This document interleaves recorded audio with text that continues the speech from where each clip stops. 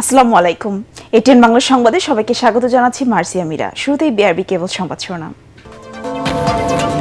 Speaker দেশে ফিরলে রোববার পদত্যাগ করবেন রাষ্ট্রপতি। অসুস্থতা বা যে কোনো কারণ দেখিয়ে সরে যেতে পারেন জানালেন স্বরাষ্ট্রমন্ত্রী।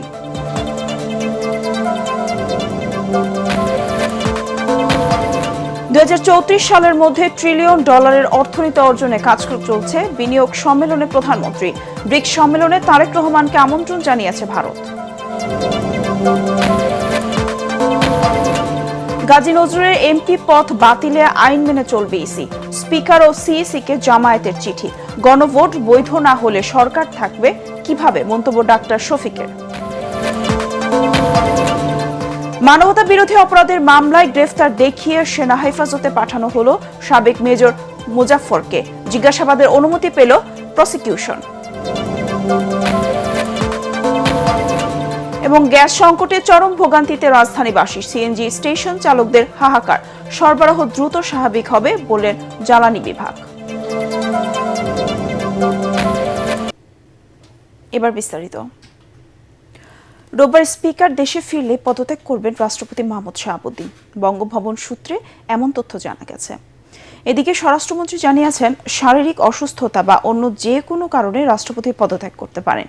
এ বিষয়ে সরকারের সাথে কোনো আলোচনা হয়নি। মোহাম্মদ শাহাবুদ্দিন পদত্যাগ করলে পরবর্তী রাষ্ট্রপতি কে হবেন তা পরে দেখা যাবে বলেও জানান স্বরাষ্ট্রমন্ত্রী। রিপোর্টে জানাচ্ছেন মাহবুব কবির চপল। বিএনপি সরকার গঠনের পর একসাথে রাষ্ট্রপতি মোহাম্মদ শাহাবুদ্দিন ও প্রধানমন্ত্রী তারেক রহমানকে দেখে কেউ বিস্মিত হয়েছিলেন, কেউ ভেবেছিলেন রাজনৈতিক সমঝোতা। কিন্তু 6 মাস না যেতেই রাষ্ট্রপতির বিদায়ের সুর। হঠাৎ কেন এমন ইউটার্ন তা নিয়ে বিভিন্ন ব্যাখ্যা পাওয়া যাচ্ছে। কোনো সংবাদ মাধ্যম দাবি করছে, চিকিৎসার জন্য লন্ডন সফরের সময় রাষ্ট্রপতি ফোনে যোগাযোগ করেছেন সাবেক প্রধানমন্ত্রী শেখ হাসিনার সাথে, যেটা ভালোভাবে নেয়নি সরকার। আবার কেউ বলছেন তিনি শারীরিকভাবে অসুস্থ। বঙ্গভবন সূত্র বলছে, রাষ্ট্রপতির পদত্যাগপত্র প্রস্তুত। আগামী রোববার থাইল্যান্ড থেকে স্পিকার দেশে ফিরলেই তাঁর কাছে হস্তান্তর করবেন। স্বরাষ্ট্রমন্ত্রী বলছেন, সাংবিধানিকভাবে যে কোনো সময় রাষ্ট্রপতির পদত্যাগের সুযোগ রয়েছে। এটা রাষ্ট্রপতি সাংবিধানিকভাবে ইনি পদত্যাগ করতে চাইলে অথবা স্বাস্থ্যগত কারণে যে কোনো কারণে চাইলে তার সেটা অপশন আছে। এটা সরকারকে জানানোর কথা না। যদি মহামান্য রাষ্ট্রপতি স্বাস্থ্যগত কারণে হোক যে কোনো কারণে হোক পদত্যাগ করতে চান, সেই অপশন তো ওনার আছে। এখানে সরকারের পক্ষ থেকে কিছু বলা হয়নি, আমিও এগুলো পত্রিকায় শুনছি। আর তিনি যদি পদত্যাগ করতে চান সাংবিধানিকভাবে সেটা মাননীয় স্পিকার বরাবর পদত্যাগপত্র দিতে হয়, এইটুকু নিয়ম আছে। 2023 সালের 24 এপ্রিল হঠাৎ করে রাষ্ট্রপতি হিসেবে দায়িত্ব পান দুদকের সাবেক কমিশনার শাহাবুদ্দিন চুপ্পু। সে হিসেবে তার মেয়াদ ছিল 2028 সালের 23 এপ্রিল পর্যন্ত। ঝড় উঠুক না কেন, আমি তো ঝড় উঠাচ্ছি এখানে, ঝড় উঠুক। স্বাধীনতার ঘোষক শহীদ রাষ্ট্রপতি জিয়াউর রহমান বীরুত্তম স্বাধীনতা। অবশ্য এর আগে বাংলাদেশের 21 জন রাষ্ট্রপতির মধ্যে 5 বছর মেয়াদ পূর্ণ করতে পেরেছেন মাত্র 4 জন। তাদের বেশিরভাগই শারীরিক অসুস্থতার কথা বলে পদত্যাগ করেছেন। বর্তমান রাষ্ট্রপতিরও সে সুযোগ আছে বলে জানান স্বরাষ্ট্রমন্ত্রী। উনি চিকিৎসাতে কিছুদিন আগে বিদেশে গিয়েছিলেন, তো চিকিৎসা তো নিতেই পারে অসুস্থ হলে।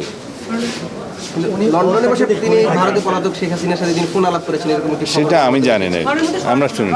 পরবর্তী রাষ্ট্রপতি কে হবেন তা নিয়ে চলছে কৌতূহল। আলোচনায় আছেন বর্তমান মন্ত্রিপরিষদ সচিব নাসিমুল গনি, পররাষ্ট্রমন্ত্রীর ভাই সাবেক সচিব ফজলুর রহমান, জাতিসংঘের স্থায়ী প্রতিনিধি আইরিন খান। আছে সাবেক প্রধান উপদেষ্টা ডক্টর ইউনুসের নামও। এছাড়াও বিএনপির মহাসচিব মির্জা ফখরুল ইসলাম আলমগীর, স্থায়ী কমিটির সদস্য ডক্টর খন্দকার মোশাররফ হোসেন ও ডক্টর আব্দুল মঈন খানও আলোচনায় আছেন। এ বিষয়ে প্রশ্ন করা হলে সরাসরি উত্তর দেননি স্বরাষ্ট্রমন্ত্রী। পরেরটা পরে দেখা যাবে। মাহবুব কবির চপল, এটিএন বাংলা, ঢাকা। লন্ডন সফরে রাষ্ট্রপতি মোহাম্মদ শাহাবুদ্দিন টেলিফোনে ক্ষমতাচ্যুত সাবেক প্রধানমন্ত্রী শেখ হাসিনার সঙ্গে কথা বলছিলেন কিনা এ বিষয়ে সরকারের কাছে স্পষ্ট কোনো তথ্য নেই। একথা জানিয়েছেন পররাষ্ট্র প্রতিমন্ত্রী শামা ওয়ায়েদ। পররাষ্ট্র মন্ত্রণালয় এক ব্রিফিংয়ে তিনি বলেন, বিষয়টি খতিয়ে দেখা হবে। এ সময় প্রতিমন্ত্রী আরও জানান, 12 ও 13 সেপ্টেম্বর দিল্লিতে ব্রিক্স সম্মেলনে অংশ নিতে প্রধানমন্ত্রী তারেক রহমানকে আমন্ত্রণ জানিয়েছে ভারত। দিল্লিতে চলমান ককরোচ জনতা পার্টির আন্দোলন প্রসঙ্গে শামা ওয়ায়েদ বলেন, এ অঞ্চলের স্থিতিশীলতা আশা করে বাংলাদেশ। ডেফিনেট কোনো খবর পররাষ্ট্র মন্ত্রণালয় পায়নি এই ব্যাপারে। যদি সেটা সত্যি হয়ে থাকে অবশ্যই পররাষ্ট্র মন্ত্রণালয় সেটা তদন্ত করবে, সরকারও সেটা তদন্ত করবে। বাংলাদেশ একটি গণতান্ত্রিক রাষ্ট্র হিসেবে, গণতান্ত্রিক সরকার হিসেবে আমরা আমাদের এই রিজনে স্টেবিলিটি, স্থিতিশীলতা এবং শান্তি বজায় থাকুক, সেটাই আমরা আমাদের অবস্থান এবং আমরা সেটা চাই। বিনিয়োগ বান্ধব পরিবেশ নিশ্চিত করে 2034 সালের মধ্যে $1 ট্রিলিয়ন অর্থনীতি অর্জনে সরকার দৃঢ় প্রতিজ্ঞ বলে জানিয়েছেন প্রধানমন্ত্রী তারেক রহমান। রাজধানীতে বিনিয়োগ সম্মেলনের উদ্বোধনী অনুষ্ঠানে তিনি জানান, বিদেশি বিনিয়োগকারীদের আকৃষ্ট করতে আইনি এবং নিয়ন্ত্রণ কাঠামো আধুনিকায়নের পাশাপাশি কর ও ভ্যাট ব্যবস্থা সহজ করার উদ্যোগ নিয়েছে সরকার। প্রধানমন্ত্রী বলেন, বিশ্ব দরবারে বাংলাদেশকে বৃহৎ উৎপাদন হাব হিসেবে প্রতিষ্ঠা করাই সরকারের লক্ষ্য। কামরুজ্জামান রাজীবের রিপোর্ট। বাংলাদেশে কর্মসংস্থান ও সমৃদ্ধির লক্ষ্যে বিদেশি বিনিয়োগ ত্বরান্বিতকরণ প্রতিপাদ্যে investors chamber of commerce and industry আয়োজিত আন্তর্জাতিক FICCI FDI সম্মেলনে যোগ দেন প্রধানমন্ত্রী তারেক রহমান। রাজধানীর চীন মৈত্রী সম্মেলন কেন্দ্রে ইনভেস্টর্স এক্সপো পরিদর্শন করে অংশগ্রহণকারী প্রতিষ্ঠানগুলোর প্রতিনিধিদের সাথে মত বিনিময় করেন প্রধানমন্ত্রী। দিনব্যাপী সম্মেলনের শুরুতেই বাংলাদেশে বিনিয়োগের সমস্যা ও সম্ভাবনা নিয়ে বক্তব্য রাখেন বাণিজ্যমন্ত্রী, উপদেষ্টা সহ বিশেষজ্ঞ ও আয়োজকরা। টেকসই অর্থনৈতিক প্রবৃদ্ধি ত্বরান্বিত করতে পর্যবেক্ষণ ও সুপারিশ তুলে ধরেন বক্তারা। Combining both the private and public sector investment, if we can take it to around 40 and then improved ECOR. পরে প্রধান অতিথির বক্তব্যে প্রধানমন্ত্রী তারেক রহমান বিনিয়োগকারীদের বাংলাদেশে বিনিয়োগের আহ্বান জানিয়ে বলেন, প্রাতিষ্ঠানিক সহযোগিতা ও সময় উপযোগী নীতিমালার মাধ্যমে বিনিয়োগকারীদের সুরক্ষা দেয়া সরকারের অঙ্গীকার। Whether you are a local entrepreneur or a foreign investor, when you invest in Bangladesh, our government will invest in you through our time, support and policies. This is a commitment we will try our best to keep, inshallah. সরকার প্রধান বলেন, বিশ্ব অর্থনীতির সাথে যুক্ত এবং বেসরকারি খাতের গতিশীলতায় পরিচালিত অর্থনীতি গড়ে তোলাই সরকারের লক্ষ্য। We are improving ports, logistics, infrastructure and energy security while encouraging greater investment in renewable energy. Our government is determined to build a $1 trillion economy by 2034. Tarique Rahman জানান, বিনিয়োগ বৃদ্ধি করতে সব ধরনের উদ্যোগ নিয়েছে সরকার। টেকসই বিনিয়োগ নিশ্চিতে বিভিন্ন খাতে প্রণোদনা ঘোষণা করা হয়েছে। Our first budget provides targeted incentives for priority sectors. I welcome all of you to invest and flourish in Bangladesh. Let us grow together, create jobs and shape Bangladesh. শুধু বিনিয়োগ আকর্ষণ নয়, ভবিষ্যৎ বাংলাদেশ গড়ে তোলার লক্ষ্যে নির্ভরযোগ্য অংশীদারিত্ব গড়ে তুলতে সরকার বদ্ধপরিকর বলেও জানান তারেক রহমান। কামরুজ্জামান রাজীব, ATN বাংলা, ঢাকা। গণভোট অবৈধ হলে বর্তমান সরকারও বৈধ নয়, এমন মন্তব্য করেছেন জামায়াতে ইসলামীর আমির ও বিরোধী দলীয় নেতা ডাক্তার শফিকুর রহমান। রাজধানীর মিরপুরে এক জনসভায় তিনি কথা বলেন। গণভোট হারাম হলে সংসদ নির্বাচনও হারাম উল্লেখ করে তিনি বলেন, জনরায়কে অসম্মান করা ঠিক হবে না। বলেন, জনগণের রায় অস্বীকার করার অতীত পরিণত ভালো নয়। জুলাইয়ের প্রতি কৃতজ্ঞতা আদায় না করলে জুলাই শহীদদের আত্মা অভিশাপ দেবে বলেও জানান তিনি। লক্ষ্য পূরণ না হওয়া পর্যন্ত আন্দোলন চালিয়ে যাওয়ার ঘোষণাও দেন জামায়াত আমির।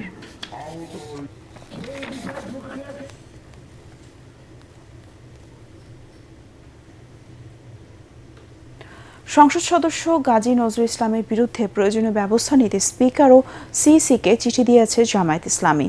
তবে দল থেকে বহিষ্কার হলেই কোনো সংসদ সদস্যের পদ তাৎক্ষণিকভাবে বাতিল হয়ে যায় না বলে জানিয়েছেন নির্বাচন কমিশনার আব্দুল রহমানুল মাসুদ। এই বিষয়ে সিদ্ধান্ত নিতে হলে নির্দিষ্ট আইনগত প্রক্রিয়া অনুসরণ করতে হবে বলে জানান তিনি। ঐশী গোস্বামীর প্রমাণ রিপোর্টে বিস্তারিত। সম্প্রতি সামাজিক যোগাযোগ মাধ্যমে একটি আপত্তিকর ভিডিও ছড়িয়ে পড়ার ঘটনায় সাতক্ষীরা ৪ আসনের সংসদ সদস্য গাজী নজরুল ইসলামকে নৈতিক স্খলনের কারণে দল থেকে বহিষ্কার করে জামায়াতে ইসলামী। এরপর তার সংসদ সদস্য পদ থাকবে কিনা এ নিয়ে আলোচনা শুরু হয় রাজনৈতিক মহলে। সকালে রাজধানীর আগারগাঁয়ে নির্বাচন কমিশন ভবনে এ নিয়ে কথা বলেন ইসি আব্দুর রহমান এল মাসুদ। তিনি বলেন, দল যদি কাউকে বহিষ্কার করে সেক্ষেত্রে সংবিধান অনুযায়ী এমপি পদ বাতিলের সুযোগ নেই। আর্টিকেল 70 হচ্ছে পার্টি থেকে যদি পদত্যাগ করে তাহলে ওনার মেম্বারশিপ চলে যাবে। আর আরেকটা হলো সেটা নির্বাচন কমিশন সিদ্ধান্ত দিতে হবে, পার্লামেন্ট প্রেরণ করবে, নির্বাচন কমিশন এর উপর সিদ্ধান্ত দিতে হবে। আর যদি উনি পার্লামেন্ট থেকে মেম্বারশিপ থেকে পদত্যাগ করেন তাহলে 67 পদত্যাগ পার্লামেন্ট গ্রহণ করবে, ব্যবস্থা করবে, নির্বাচন কমিশনে আসার কোনো প্রশ্ন ওঠে না। বিকেলে গাজী নজরুলের বিষয়ে প্রয়োজনীয় ব্যবস্থা নিতে জাতীয় সংসদের স্পিকার ও প্রধান নির্বাচন কমিশনারকে চিঠি দেয় জামাত। চিঠিতে দলটি বলছে, সাংগঠনিক তদন্তে নৈতিক স্খলনের প্রমাণ হওয়ায় দলের গঠনতন্ত্রের ৬২ নম্বর ধারা অনুযায়ী গাজী নজরুল ইসলামকে দল থেকে বহিষ্কার করা হয়েছে। ৭৪ বছর বয়সী গাজী নজরুল এবার তৃতীয়বার সংসদ সদস্য নির্বাচিত হন। তিনি ১৯৯১ সালে প্রথম সাতক্ষীরা ৪ আসন থেকে সংসদ সদস্য হয়েছিলেন। জামায়াতের সাতক্ষীরা জেলা শাখার আমিরের পাশাপাশি দলের কেন্দ্রীয় মজলিসে শুরার সদস্য ছিলেন তিনি। ঐশী গোস্বামী প্রমা, এটিএন বাংলা, ঢাকা।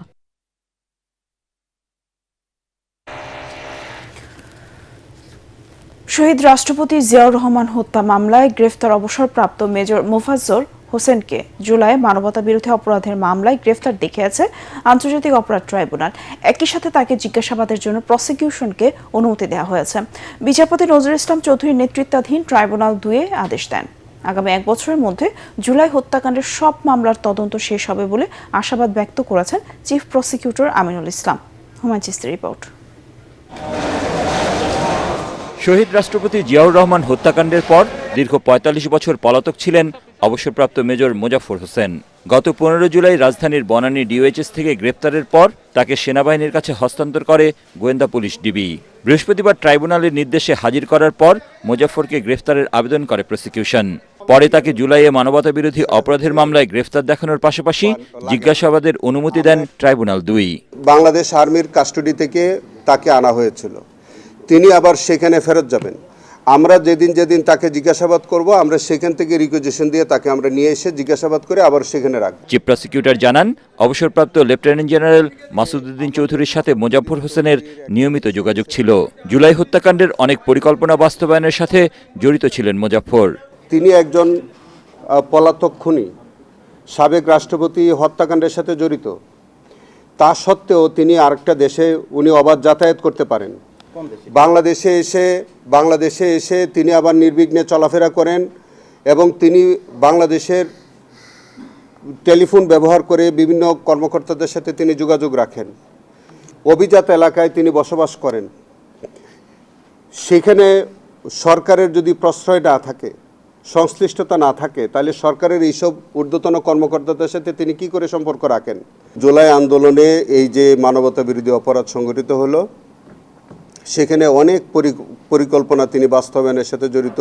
এদিকে জুলাই হত্যাকাণ্ডের দ্রুত বিচার নিশ্চিতের দাবিতে মানববন্ধন শেষে চিফ প্রসিকিউটরের কাছে স্মারকলিপি জমা দেয় জামায়াত নেতৃত্বাধীন ১১ দলীয় ঐক্য। বেশি তদন্ত প্রক্রিয়ার মধ্যে না থেকে বিচার প্রক্রিয়ার মধ্যে দ্রুত প্রবেশ করে এবং বিচার কাজটা দ্রুত সম্পন্ন পানিশমেন্টের জায়গায় চলে আসে।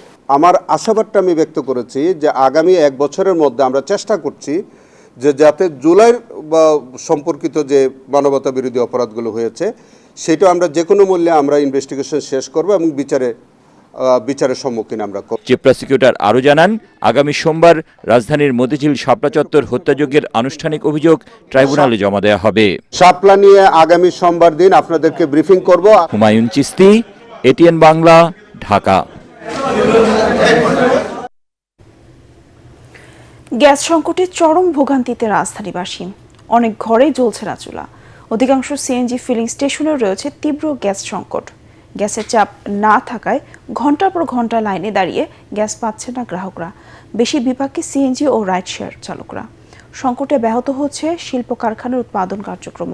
তবে দ্রুত গ্যাস সরবরাহ স্বাভাবিক হবে বলে জানিয়েছে জ্বালানি বিভাগ। তরিক ইসলামের রিপোর্ট। এটি বুধবার রাতের রাজধানীর চিত্র। গ্যাসের জন্য অপেক্ষমান সিএনজি চালিত যানবাহনের চালকরা, যেখানে দীর্ঘ সময় অপেক্ষা করেও মিলছে না গ্যাস।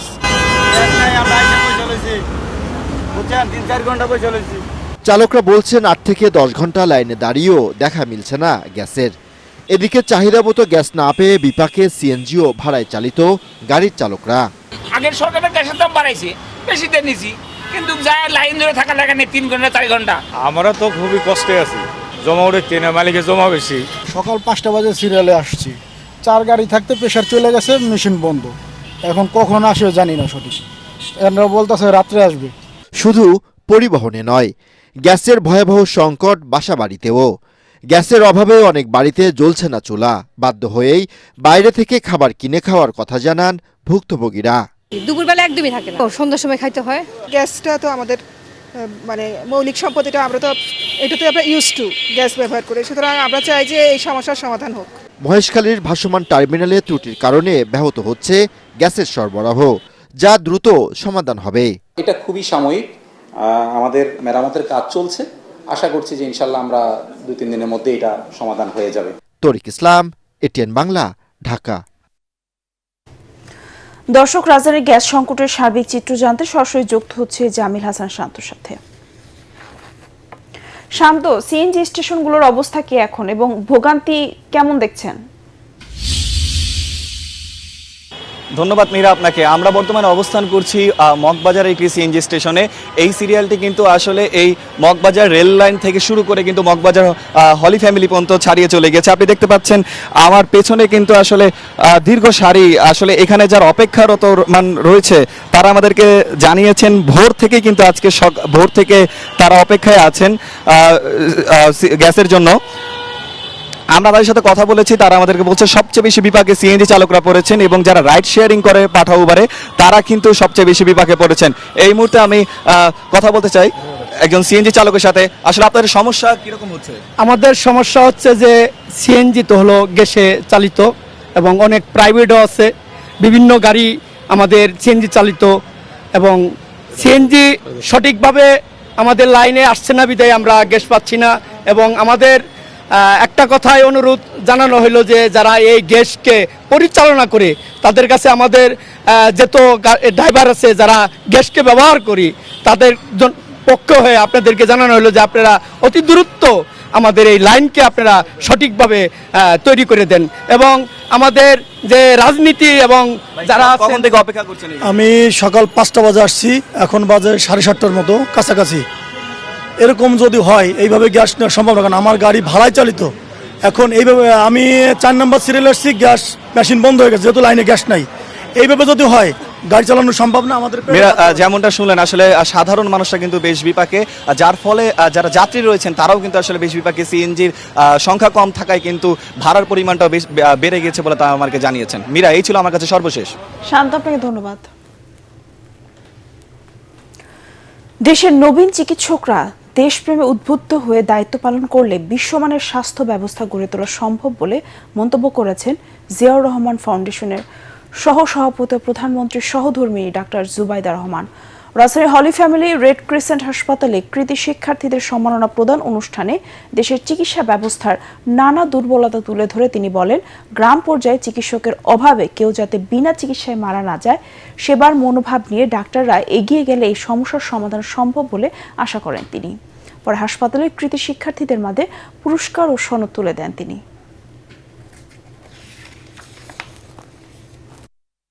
আমাদের দেশে গ্রামাঞ্চলে চিকিৎসকের অভাবে গ্রামবাসীরা সঠিক সময়ে চিকিৎসা থেকে বঞ্চিত হন। আগামীর বাংলাদেশে যেন কোনো রোগাক্রান্ত গ্রামবাসী চিকিৎসার অভাবে প্রাণ না হারায়, কোনো অন্তঃসত্ত্বা মা কে যেন আমরা না হারাই, কোনো নবজাতক যেন তার মায়ের কোল খালি করে চলে না যায়। এমন একটি চিকিৎসা ব্যবস্থা গড়ে তোলা যায় যা পৃথিবীর বুকে দৃষ্টান্ত স্থাপন করবে, কারণ এভরিওয়ানস হেলথ ম্যাটার্স। 24-এর 23 জুলাই সুপ্রিম কোর্টের রায়ের আলোকে সরকার কোটা সংস্কার প্রজ্ঞাপন জারি করে, তা প্রত্যাখ্যান করেন আন্দোলনকারীরা। তখনও হদিস মেলেনি আসিফ মাহমুদ সজীব ভুইয়া সহ 3 সমন্বয়কের। সেদিনও রাজধানী সহ সারা দেশে নিহত হন অনেকেই। কারফিউয়ের মধ্যে উদ্বেগ উৎকণ্ঠা নিয়ে জরুরি প্রয়োজনে গন্তব্যে বের হয় সাধারণ মানুষ। তহিদুর রহমান নিশানের রিপোর্ট।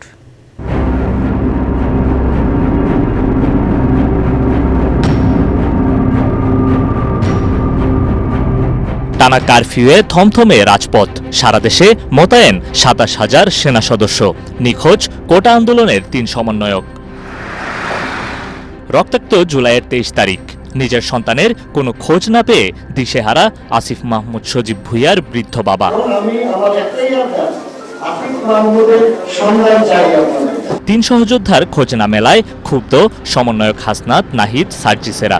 এই প্রজ্ঞাপনের সাথেই কিন্তু কেবল আমাদের আন্দোলনটি সম্পর্কিত নয়, আমরা কিন্তু আন্দোলন থেকে সরে আসছি না।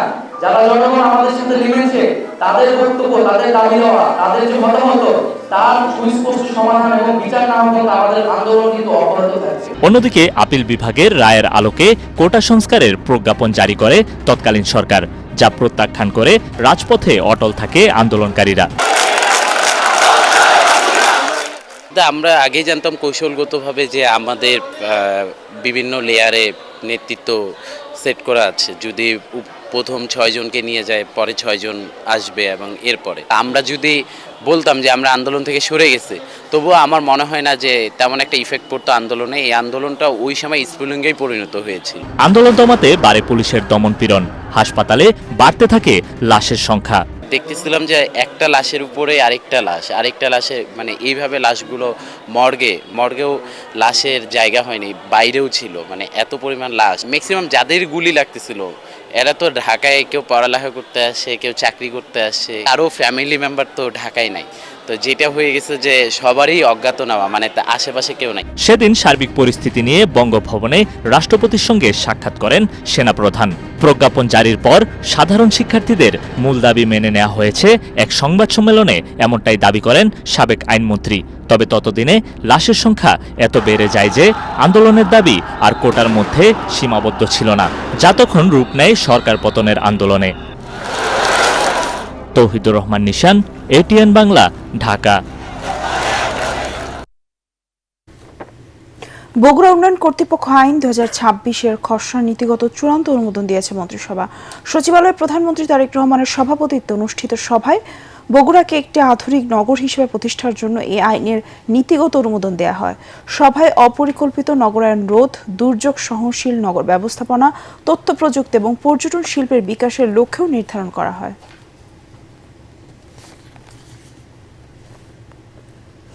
চা জনগোষ্ঠী ও ক্ষুদ্র নৃগোষ্ঠীর মানুষও এই সমাজের অবিচ্ছেদ্য অংশ বলে মন্তব্য করেছেন এটিএন বাংলার পরিচালক হাসান আহমেদ চৌধুরী কিরণ। হবিগঞ্জের চুনারুঘাটে চা জনগোষ্ঠীর সাথে মতবিনিময়কালে তিনি বলেন, তাদের অক্লান্ত পরিশ্রমে দেশের চা শিল্প বিশ্বময় সুনাম কুড়িয়েছে। এ সময় চা জনগোষ্ঠীর স্বাস্থ্য ও শিক্ষাসহ মৌলিক অধিকার নিশ্চিতের আহ্বানও জানান debate for democracy chairman Hasan Ahmed Chowdhury Kiron. Habiganj প্রতিনিধি আব্দুল হালিমকে সাথে নিয়ে মিজান শাহজাহানের রিপোর্ট।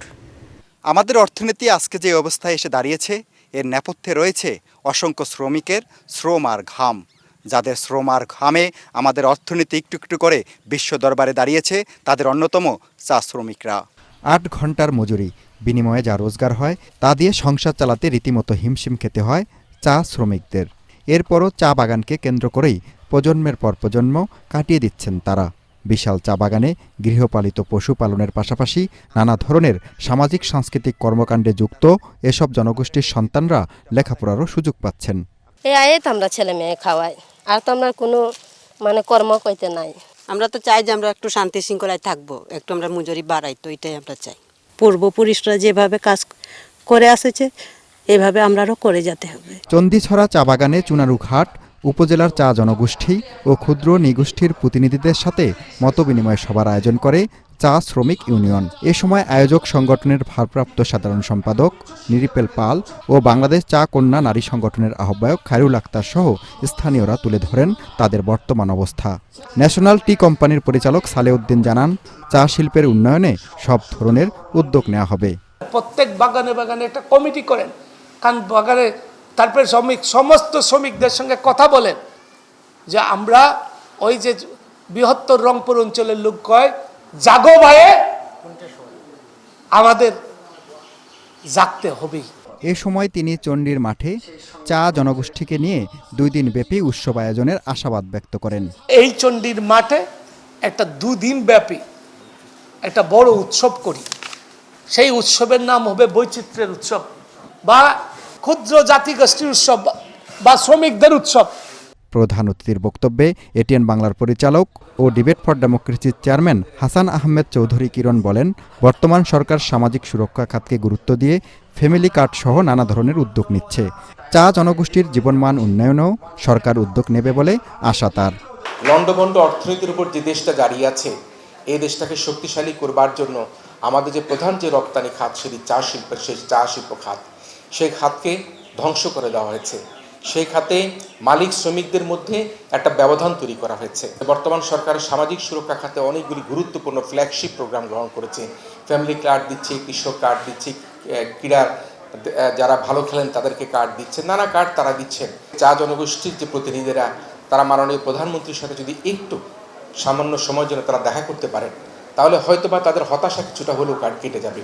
পাহাড় ও সমতলের ক্ষুদ্র নিগোষ্ঠীর ভাষা, সংস্কৃতি, চিরায়ত ঐতিহ্য যেন হারিয়ে না যায়, সেজন্য সকলের দায়িত্বশীল ভূমিকা আশা করেন তিনি। চা জনগোষ্ঠী বলতে যত ধরনের এই পাহাড়ে বসবাসকারী যত ধরনের জনগোষ্ঠী রয়েছে, পাহাড়ি জনগোষ্ঠী রয়েছে, পাহাড়ের বাইরে জনগোষ্ঠী রয়েছে, প্রত্যেকের সুরক্ষার জন্য আমরা কাজ করতে জন্য অনুরোধ করব। একই সাথে আমি বলবো, তাদের যে সংস্কৃতি রয়েছে, তাদের যে ভাষা রয়েছে, তাদের যে ঐতিহ্য রয়েছে, সেই ঐতিহ্য যাতে হারিয়ে না যায়। চা শ্রমিক ও ক্ষুদ্র নিগোষ্ঠীকে নিয়ে এটিএন বাংলায় অনুষ্ঠান নির্মাণের পরিকল্পনার কথাও জানান Hasan Ahmed Chowdhury Kiron. Mizan Shahjahan, ATN Bangla, Chunarughat, Habiganj. Vice admiral পদে পদোন্নতি পেয়ে নৌবাহিনী প্রধানের দায়িত্ব নিয়েছেন খন্দকার মিসবাউল আজিম। এর আগে নবনিযুক্ত নৌবাহিনী প্রধানকে র্যাঙ্ক ব্যাজ পরিয়ে দেন প্রধানমন্ত্রী তারেক রহমান ও বিদায়ী নৌপ্রধান অ্যাডমিরাল এম নাজমুল হাসান। ঢাকা সেনানিবাসের সশস্ত্র বাহিনী বিভাগে প্রধানমন্ত্রীর অফিসে আয়োজিত অনুষ্ঠানে নতুন নৌপ্রধানকে র্যাঙ্ক ব্যাজ পরানো হয়। এ সময় নতুন নৌবাহিনী প্রধানকে অভিনন্দন জানান প্রধানমন্ত্রী তারেক রহমান। বাহিনীর পক্ষ থেকে প্রধানমন্ত্রীর প্রতি কৃতজ্ঞতা জানান নবনিযুক্ত নৌপ্রধান খন্দকার মিসবাউল আজিম।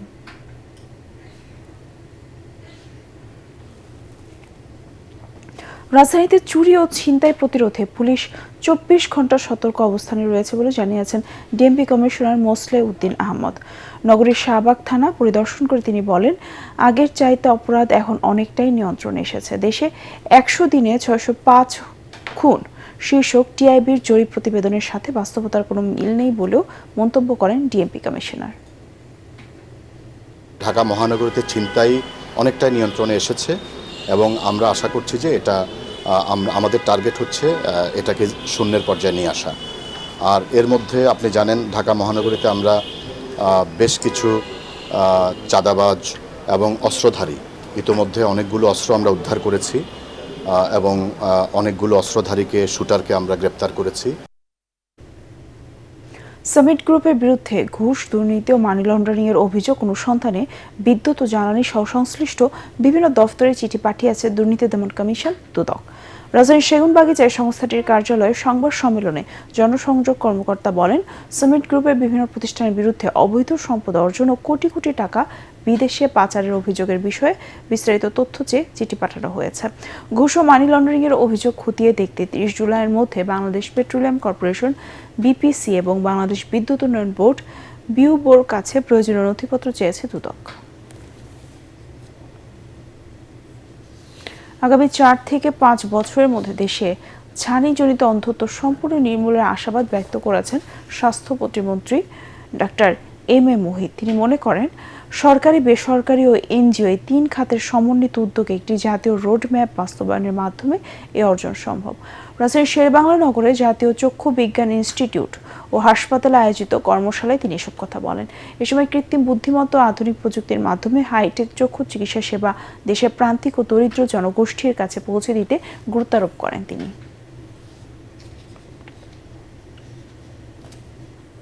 এবার আন্তর্জাতিক সংবাদ।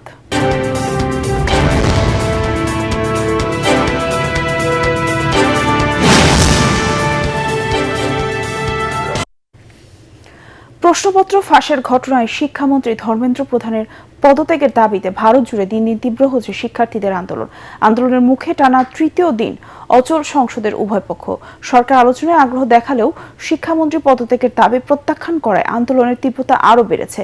এদিকে যন্তর মন্তরে আন্দোলনকারীদের পাশে দাঁড়িয়ে আছে সাধারণ মানুষ। শিক্ষার্থীদের ওপর পুলিশি হামলার প্রতিবাদ জানিয়েছে শাবানা আজমি, নাসিরউদ্দিন শাহ সহ খ্যাতিমান বলিউড তারকারা। আরও জানাচ্ছেন আশিকুর রহমান।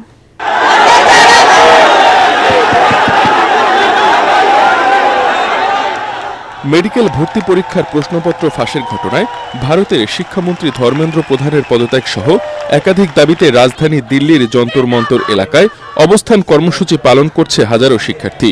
বৃষ্টি, কড়া নিরাপত্তা ও নানা প্রতিবন্ধকতা উপেক্ষা করেও অবস্থান কর্মসূচি অব্যাহত রেখেছে তারা। বিরোধী রাজনৈতিক দল, বিভিন্ন সামাজিক সংগঠন এবং শোবিজ তারকাদের ব্যাপক সমর্থনে শিক্ষার্থীদের এই আন্দোলন আরও বিস্তৃত হয়েছে। আন্দোলনকারীদের প্রতি পূর্ণ সমর্থন জানিয়ে কংগ্রেস নেতা রাহুল গান্ধী বলেন, গত এক দশকে 150-র অধিক পরীক্ষার প্রশ্নপত্র ফাঁস হলেও একজন অপরাধীকেও শাস্তির আওতায় আনা হয়নি। শিক্ষামন্ত্রীকে দুর্নীতিগ্রস্ত ও অযোগ্য উল্লেখ করে তার পদত্যাগ দাবি করেন Rahul. Young people, whether it is the will of the farmers, this is the job that I'm supposed to do as leader of opposition. I'm supposed to become an expression of the voice of India's people. I'm supposed to bring attention to where pain is being felt.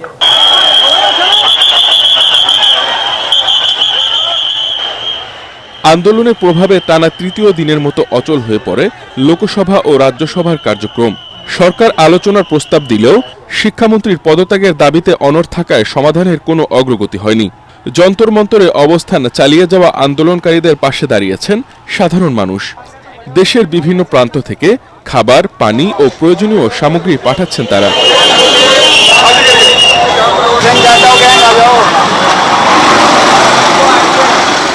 এদিকে যন্তর মন্তরে অতিরিক্ত police মোতায়েন করা হয়েছে। আন্দোলনকারীদের অভিযোগ, সেখানে internet সেবা বন্ধ করে দেয়া হয়েছে। এতে নতুন করে পুলিশি অভিযানের আশঙ্কা তৈরি হয়েছে।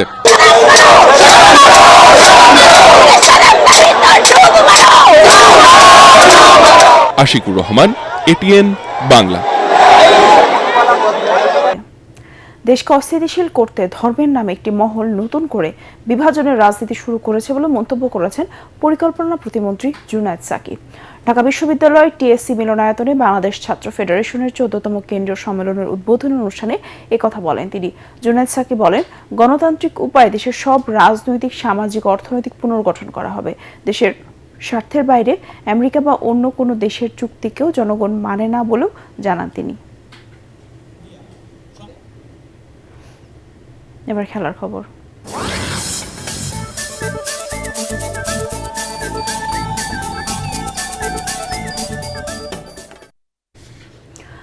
কোচ লিওনেল স্কালোনির পর বিশ্বকাপ ফাইনালে ওঠার আগে দলীয় কোন্দলের কথা উড়িয়ে দিয়েছেন আর্জেন্টিনা ফুটবল অ্যাসোসিয়েশনের প্রধান ক্লাউডিও তাপিয়া।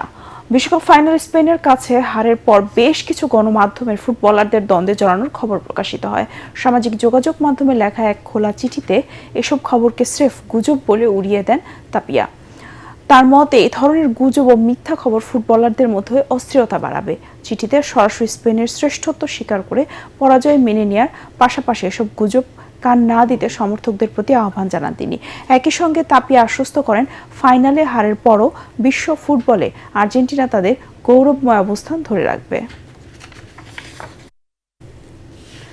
বিশ্বকাপ শেষ হওয়ার 3 দিন পর সেরা একাদশ প্রকাশ করেছে ফিফা। সমর্থকদের ভোটে নির্বাচিত এই দলে স্পেন ও ফ্রান্সের 3 জন করে ফুটবলার আছেন। আর্জেন্টিনা থেকে 2 জন এবং ইংল্যান্ড, নরওয়ে, কেপ ভার্দের 1 জন করে জায়গা পেয়েছেন। 4-3-3 ছকের এই দলের সর্বোচ্চ 39.6% ভোট পেয়ে গোলরক্ষক হয়েছেন কেপ ভার্দের ভার্জিনিয়া। রক্ষণে আছেন Marc Cucurella, Pedro Porro, Lisandro Martinez ও দায়ো উপামেকানো। মাঝ মাঠে জায়গা পেয়েছেন গোল্ডেন বলজয়ী রদ্রি, মাইকেল অলিসে ও জুড বেলিংহাম। আর আক্রমণ ভাগে আছেন লিওনেল মেসি, আর্লিং হাল্যান্ড এবং 10 গোল করে গোল্ডেন বুট জয়ী কিলিয়ান এমবাপ্পে। তবে এই একাদশে জায়গা হয়নি ব্রাজিল কিংবা স্পেনের লামিনে ইয়ামালের। আগে সিরিজ নিশ্চিত করেছিল বাংলাদেশ। নেপালের বিপক্ষে কাবাডি টেস্ট সিরিজের 5ম ও শেষ ম্যাচটি ছিল শুধুই নিয়ম রক্ষার। হাড্ডাহাড্ডি লড়াইয়ের পর সেই ম্যাচে স্বাগতিক বাংলাদেশকে 25-21 পয়েন্টে হারিয়ে পরাজয়ের ব্যবধান 3-2 নামিয়ে আনে নেপালের মেয়েরা। রাজশাহী জাতীয় কাবাডি স্টেডিয়ামে ম্যাচের শুরু থেকে দুদল সমান তালে লড়াই করে 12-11 পয়েন্টে এগিয়ে থেকে বিরতিতে যায় বাংলাদেশ। শেষ পর্যন্ত 25-21 পয়েন্টের জয় নিয়ে মাঠ ছাড়ে নেপালি মেয়েরা। ম্যাচ হারলেও ট্রফি হাতে হাসি মুখেই মাঠ ছাড়ে বাংলাদেশ দল। খেলা শেষে বিজয়ীদের পুরস্কৃত করেন বাংলাদেশ কাবাডি ফেডারেশনের সহ-সভাপতি ও ঢাকা মেট্রোপলিটন পুলিশের ডিআইজি ওসমান গনি, সাধারণ সম্পাদক ও Gazipur metropolitan police commissioner Israil Hawlader, যুগ্ম সম্পাদক আনোয়ার হোসেন আনু সহ অন্যান্যরা।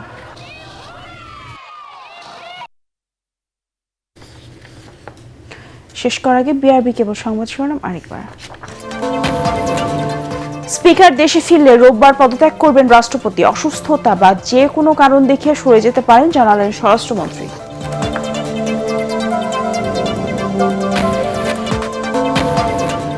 $2034 সালের মধ্যে $1 ট্রিলিয়ন অর্থনীতি অর্জনের কাজ চলছে। বিনিয়োগ সম্মেলনে প্রধানমন্ত্রী। ব্রিক্স সম্মেলনে তারেক রহমানকে আমন্ত্রণ জানিয়েছে ভারত।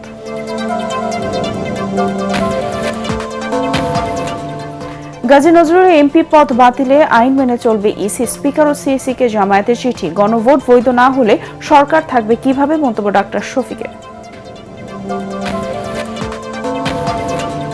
মানবতা বিরোধী অপরাধের মামলায় গ্রেফতার দেখিয়ে সেনা হেফাজতে পাঠানো হলো সাবেক মেজর মোফাজ্জলকে। জিজ্ঞাসাবাদের অনুমতি পেল প্রসিকিউশন।